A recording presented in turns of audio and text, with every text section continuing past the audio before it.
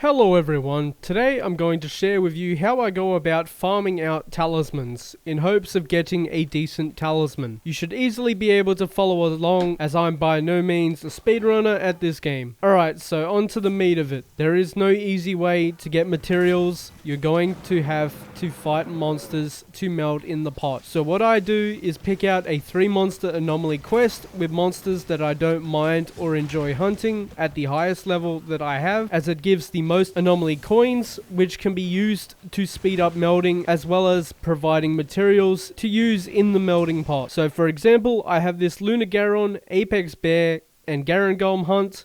Not exactly my favorite monsters to fight, but I can definitely think of much worse. So go through, kill them off, and you'll get a massive boost to your material supply, as well as investigation coins. It's worth mentioning, if you want to go super hard on melding materials and don't mind fighting some harder monsters, Pyrac Nakadaki, regular Nakadaki, and Diablos drop a generous amount of materials, so if you can get a quest with all 3 of them and take them out, you'll get a very big haul of materials. It's also worth noting, while these monsters give a lot of materials, you can also prioritize higher rarity materials from focusing on hunting any of the A7 monsters, as their materials will offer more melding points, so you will need fewer of them. To get even more materials, you can also bring Gatherer Palicos to pilfer materials off the monsters while you hunt. On to the second farm. This farm supplies a smaller amount of materials, but is drastically more relaxed and should be able to be completed in roughly a minute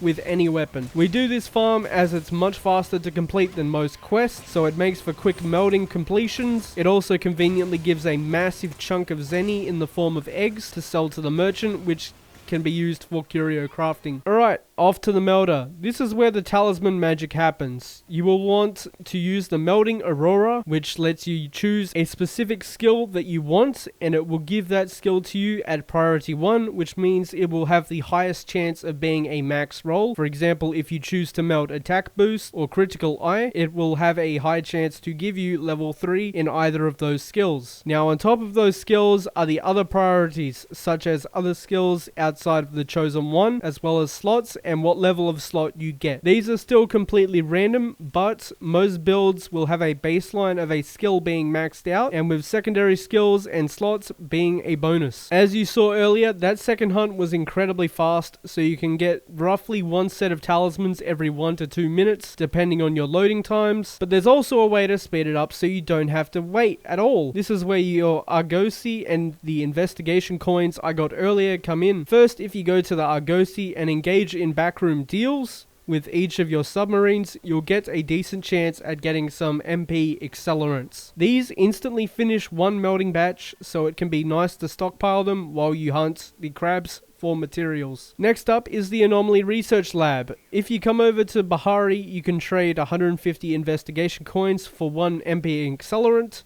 which may seem pricey at first, but that's why we do the multi-monster hunts, as they supply a decent handful as well as the valuable materials we need to meld. This has been how I farm my talismans in Monster Hunter Sunbreak. I hope this has helped you out and that you get yourself some really nice talismans, but as always, thank you for watching and I hope to see you in the next one.